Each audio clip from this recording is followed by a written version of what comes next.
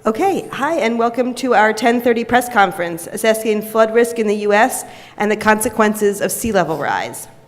Our speakers today are Oliver Wing from the University of Bristol, Michelle Hummel from the University of California, Berkeley, Nikolas Pinter from UC Davis, who's on the phone, and Michalis Vousdoukas from the European Joint Research Center at the European Commission in Ispra, Italy. Okay.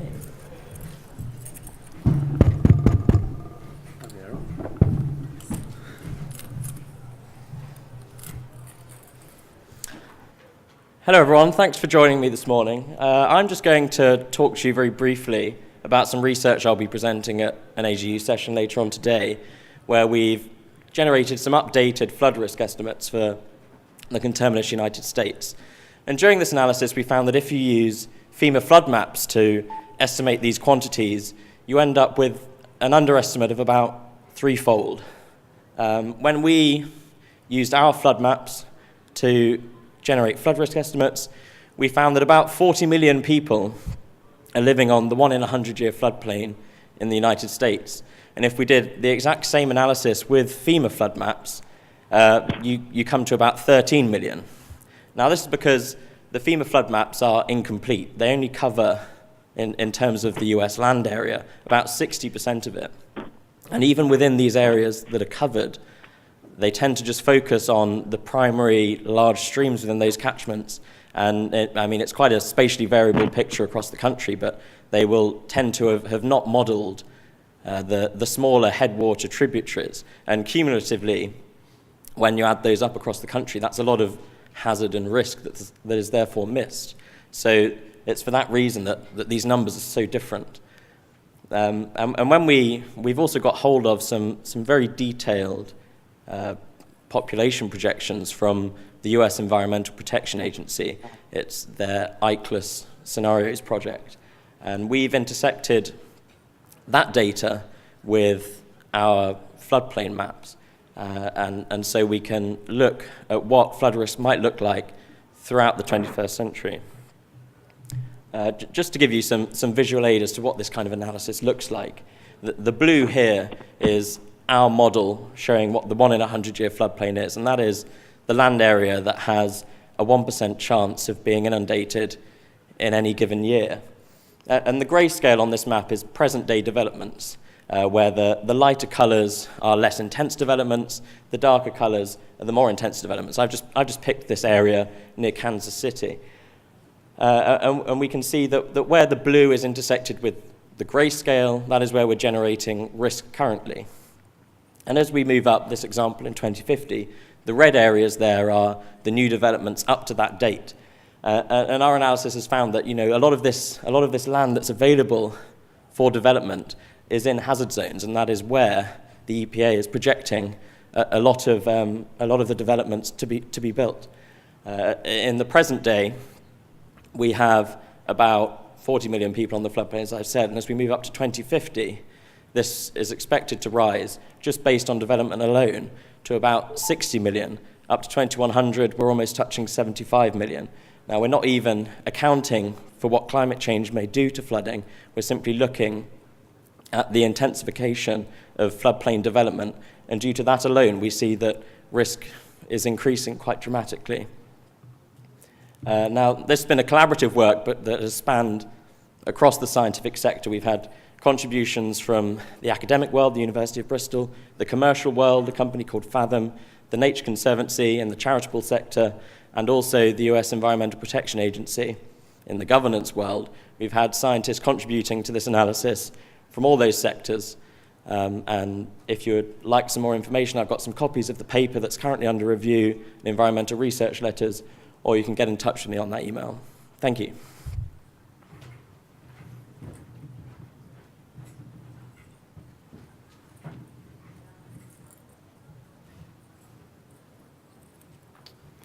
All right, my name is Michelle Hummel. As mentioned, I'm from UC Berkeley, and my team is working on quantifying the vulnerability of wastewater infrastructure here in the United States to flooding from sea level rise. And so just to give a little bit of background on this issue, Historically, wastewater treatment plants have been located at very low elevations near coastlines, and that's for two main reasons. The first is to allow sewage from homes and businesses to be conveyed to these plants via gravity as much as possible, which helps to reduce pumping costs and conveyance costs. And then the second reason is that once this water is treated, it can be easily discharged to neighboring waterways, and that minimizes costs as well. So this has been very effective in terms of keeping costs low. As you can see, the two wastewater treatment plants there near the coastline. However, this has also made plants very susceptible to flooding. And primarily in the past, this has been due to storms like hurricanes and other large storm events. And this is a major issue because if these plants become flooded, flooding can lead to the release of untreated sewage into our waterways, which can pose a threat to human health and to the environment. So this has already been an issue, and sea level rise will only exacerbate this issue and potentially affect even more people. So we want to understand what is the magnitude of that threat. And so we looked at this at a national level across the United States. This map is showing the coastal states, and each blue dot represents a wastewater treatment plant that's vulnerable to flooding from 1 to 6 feet of sea level rise. So you can see that vulnerability is spread throughout the coastal U.S. There's not just a single region that's vulnerable, but really almost all of the states along the coast have some level of vulnerability to sea level rise. And then we also zoomed in on a few states here. So this table is showing the number of residents in these states who would lose access to wastewater treatment services for various sea level rise scenarios from 1 foot of sea level rise to 6 feet of sea level rise. And so a few things to take away from this. So some states have very immediate vulnerability. California, New Jersey, and Virginia all have over 500,000 residents who could lose access to wastewater services after only 1 foot of sea level rise. And so these states really need to think about incorporating adaptation planning into their investment efforts as soon as possible.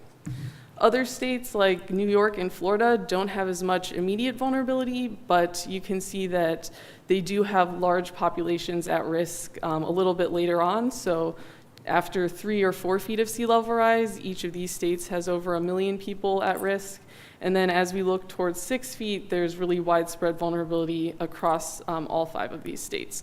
So while New York and Florida have more time to plan, they still do need to be thinking about adaptation as well. So by doing this analysis at the national level, we can get an idea of how these risks progress over time, which allows for us to prioritize investments, hopefully in the areas where the risk is most immediate, and then kind of plan how to progress that over time. We also wanted to get an idea of how the magnitude of these risks compares to other studies that have been done. So we were comparing our estimates of the number of people who would lose access to wastewater services with previous estimates from Hauer et al. Of the number of people who would experience flooding of their homes and residents, so people who are actually living within the flooded zone. And you can see that for 3 feet of sea level rise, about 2 million people are living in the flood zone and would have damage to their properties. But over 4 times as many people, so 8.4 million people, would experience a loss of wastewater services, which would also have significant impacts on their livelihoods as well. And then looking at 6 feet, with a similar analysis, about 6 million people would be located in the flood zone, but 27.8 million people could lose wastewater services. So you can see that the service disruptions due to flooding of wastewater infrastructure could be very widespread, affecting nearly 4 times as many people as previous estimates of direct flooding. And this just goes to show that the impacts of sea level rise are not contained just to the flood zone or just to the near coastal zone. They're also spread out throughout coastal communities. So because these infrastructure networks provide connections between the coastal zone and the rest of the community, a disruption at the wastewater plant could cascade throughout the system and really affect many more people in these coastal zones. So just to summarize the 2 main points here, timing is really important for understanding how we want to adapt to sea level rise. So that way we can prioritize the limited amount of funding that's available in the plants that have the most immediate vulnerability, and then come up with a plan to adapt over time as sea level rise progresses. And then, as I mentioned, impacts really do extend beyond the flooded zone, so even residents who might live what they consider to be a safe distance from the coastline and don't experience direct flooding, they'll still be inconvenienced and potentially experience severe risks due to disruptions to wastewater infrastructure.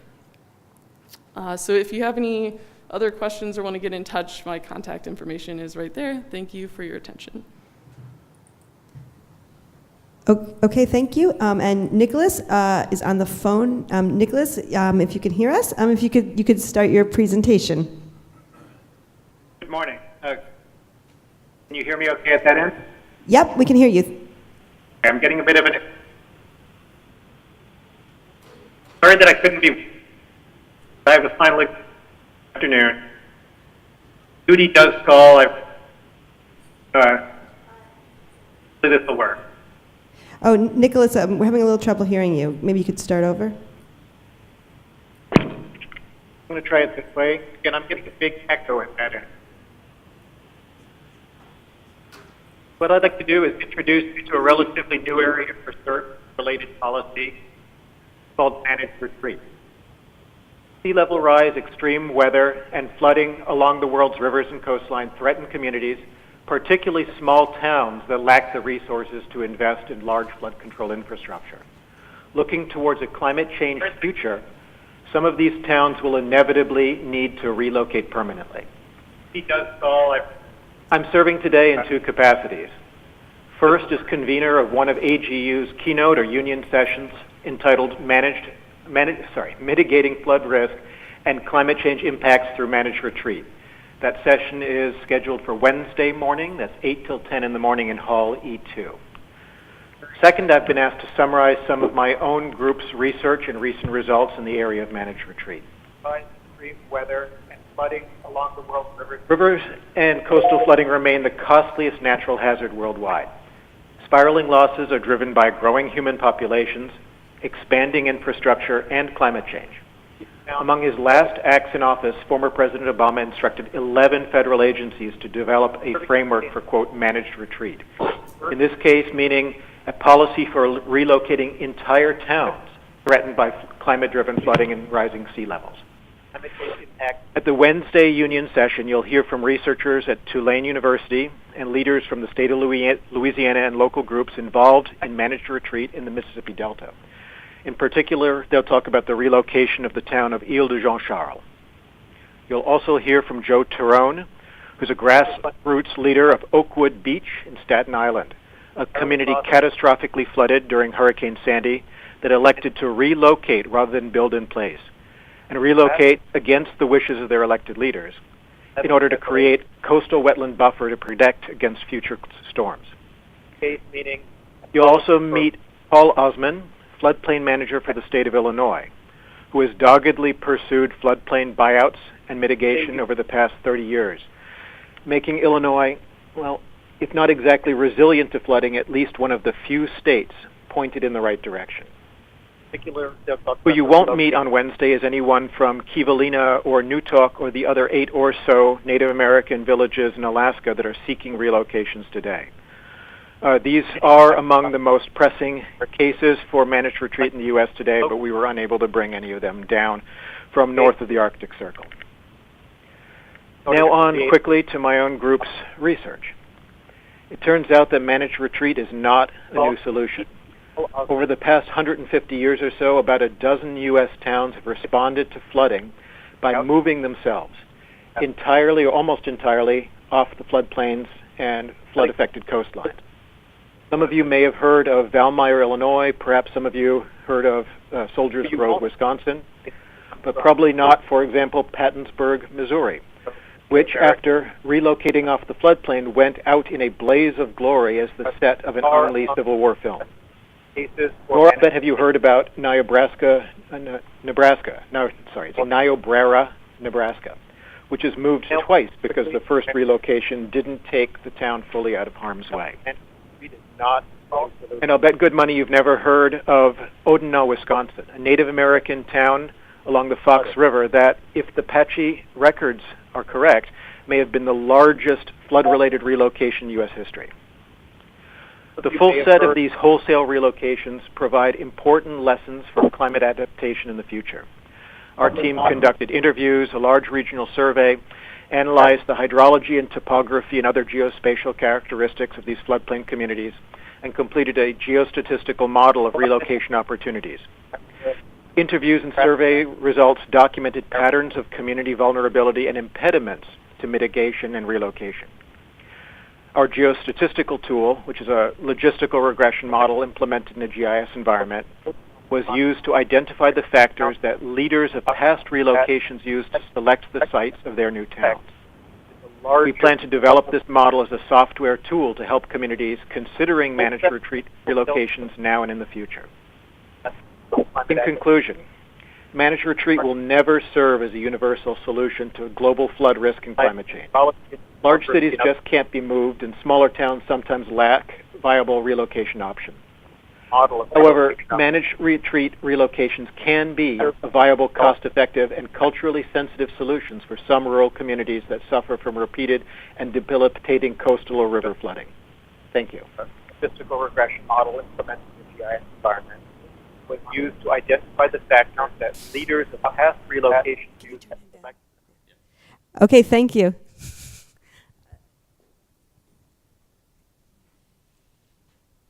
Hello, so long with the native speakers and with a nice accent. So I'm going to talk about projections of extreme sea levels in view of climate change. I work at the Joint Research Center of the European Commission. So we are, let's say that the Institute is like the scientific consultant of the European Commission. We do policy support research. And we are talking about coastal impacts. So, and when we talk about the challenges for the coast, is that we have from one side, we have increased population density, and which has been increasing dramatically in the recent years.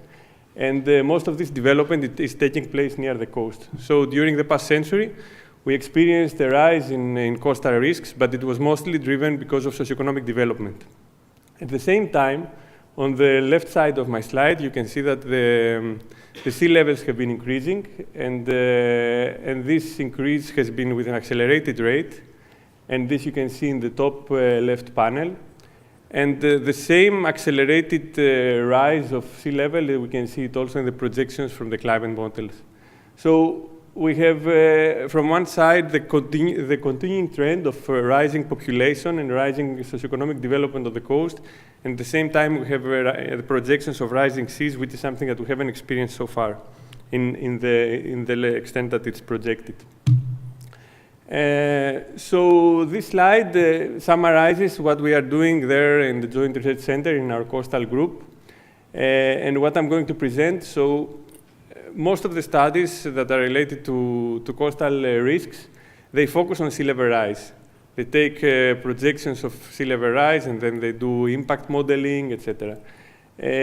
What we try to do there is we try to go a step forward and assess all the components that drive extreme sea levels. So you have on the left, you have these global maps. We have sea level rise projections. In the middle, we do also wave modeling. So we run dynamic simulations of waves, and we see how the waves will change in the future. We do the same for the storm surge, how the storm surge will change. We consider also tropical cyclones. And we also run simulations of tides, considering the range of projected sea level rise. This is what I'm going to talk today. We go even further. We do inundation modeling, and we also assess coastal impacts, because in Brussels, what they want for us basically is to provide them projections of risks in monetary values or number of people affected, etc. So we all know that the extreme sea levels are going to rise, and what we see in the top left panel is what is the present day 100-year event along the world. The two slides, they show us what is the projected change under a moderate mitigation, CO2 emission mitigation scenario or under a business as usual scenario, RCP 8.5. And these values are by the year 2100. So you see that we have an increase in the 100-year event, which ranges from 25 centimeters, but it can exceed 1.5 meters. And this is already a significant rise. If we convert it into return periods, what we see is that basically a large part of the tropics, by the year 2050, will be exposed to the present-day 100-year event every year.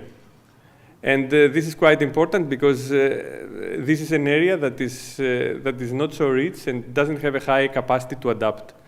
Similarly, areas like the Mediterranean Sea will increase a tenfold increase in the frequency of extreme events by 2050. And again, the Mediterranean Sea it's the poorest part of Europe, and suffering many countries are under recession. So there are serious repercussions. Now, it's clear that all this will result in impacts, and I would like to make the point that it doesn't matter if somebody believes in anthropogenic climate change or weather variability or whatever, how you call it. We have seen the right graph shows us that how the temperature has been rising, and we are arriving to the point that we will of 1.5 degree warming compared to pre-industrial times.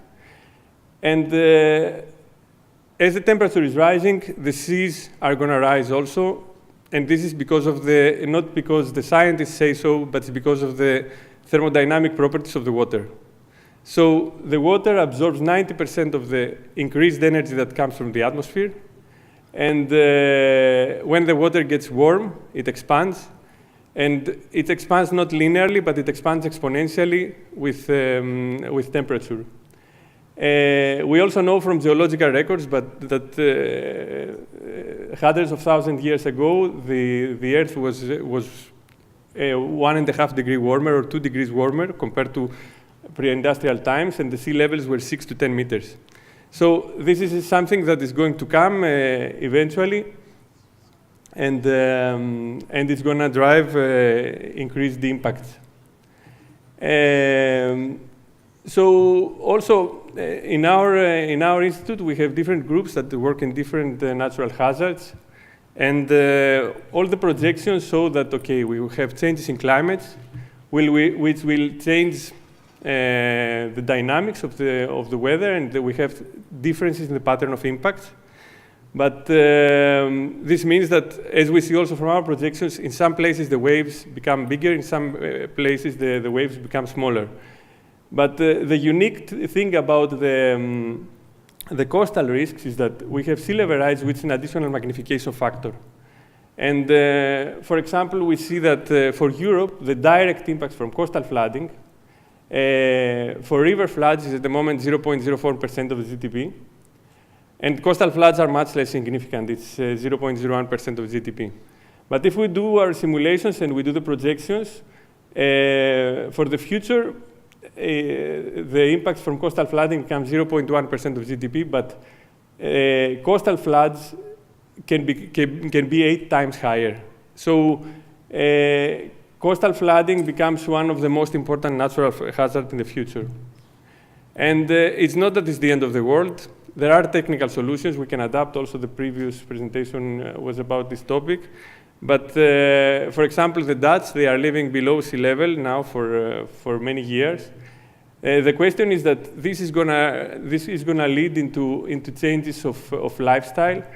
For example, we have to go from this situation on the left to this situation on the right if we decide to protect the coast. And this will come with increased cost, and it will have political, economic, and environmental also implications, as well as social justice issues. And to close my presentation, for example, if you do a simple calculation, I make a comparison.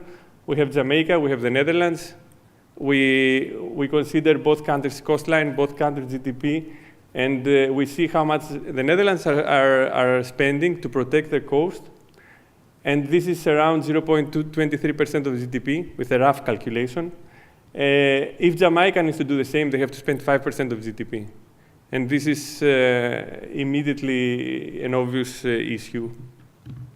So that was the end of my presentation. All the data we produce, they are publicly available in the link that you see there. And also you can find contact information in my personal website below. Thank you very much. Thank you very much. We'll now take questions from reporters in the room. If you'd like to ask a question, please raise your hand and state your name and affiliation. Are there any questions from reporters in the room? No? Are there any questions on the chat? Yeah, we have one question from Kathy Ann Kowalski. This is for Nikolas Pinter. She asks, how do you set priorities for managed retreats? And she goes on to elaborate. For example, in Newtok, Alaska, they have had trouble getting funding from FEMA, and it seems there will be more and more communities in trouble. Even in New York, there is still a backlog of people needing money after Superstorm Sandy to either move or rebuild. So where do you draw the line over whose communities get to move and retain their cultural identity / stay near family and friends, and which ones are split up? Can you hear me? Yes, we can hear you. And again, if someone could address that echo, that would be great. So how you prioritize these managed retreat projects is a huge challenge, and it is a social and political one, not really a scientific one. So the first step is obviously to do a cost-benefit analysis, as FEMA does, before contributing funds to any of these. And again, in some cases, they are cost-effective. In other cases, it's not a viable solution for large communities. The Alaskan villages have struggled with the same challenges that all communities that have either implemented or contemplated managed retreat have. That is the cost and enormous social challenges. Yes. And again, if someone could address that echo, that would be great. So how you prioritize these managed retreat projects is a huge challenge, and it is a social and political one, not really a scientific one. So the first step is obviously to do a cost-benefit analysis, as FEMA does, for contributing funds to any of these. And again, in some cases, they are cost-effective. In other cases, it's not a viable solution for large communities. The Alaskan villages have struggled with the same challenges that all communities that have either implemented or contemplated managed retreats have. That is the cost and enormous social challenges. Again, if someone could address that echo, that would be great. So how you prioritize these managed retreat projects is a huge challenge, and it is a social and political one, not really a scientific one. So the first step is obviously to do a cost-benefit analysis, as FEMA does, for contributing funds to any of these. Yeah. Hello? Yeah, I think we have a little bit of technical difficulties. I think it's coming through the web stream. But hopefully the reporter could also, we'll give the reporter his contact information. She can follow up with Nikolas separately. Are there any other questions in the room?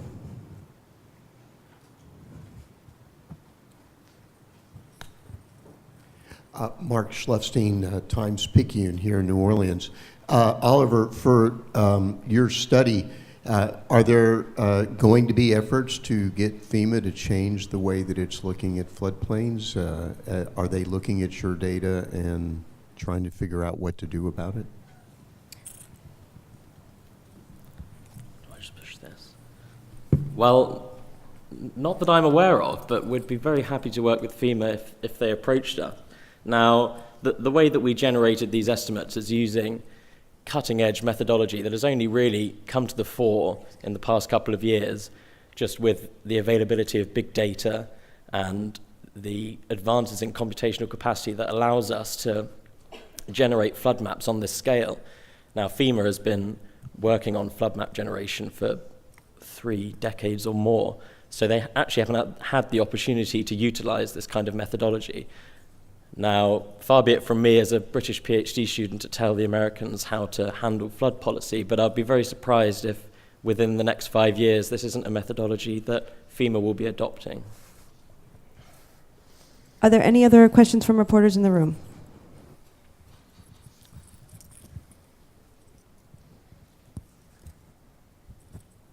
Thanks. For Michelle, just curious, are you aware of wastewater treatment plants in the U.S. that are taking steps to prepare for sea level rise at this point? Yeah, so I'm working in the San Francisco Bay Area, so there are a number of plants who have started looking into adaptation options. Primarily, the major considerations have been seawalls, although some wastewater treatment plants have started to look at more nature-based solutions to provide some coastal protection. But some other issues that aren't considered as much are the groundwater flooding that results from sea level rise. So that has gotten less attention. I talk a little bit more about that with my poster presentation this afternoon, if you want to hear more. But there are steps being taken, but it kind of varies based on the plant. Some haven't even started planning, others have started pilot projects. So it's highly variable, but hopefully this sort of research will encourage a broader discussion about adaptation and how to protect our wastewater infrastructure. Harvey Lifer, freelance. Just to follow up, do you happen to know offhand the number of your posters so we can go right to it without searching? Sure, it's the global environmental change. I think the number is 0819. This afternoon. Excellent. Are there any other questions from reporters in the room? Are there any other questions on the chat? No? Okay, great. Well, thank you. That concludes our press conference. Thank you very much. Next up at 11:30 is the eclipse.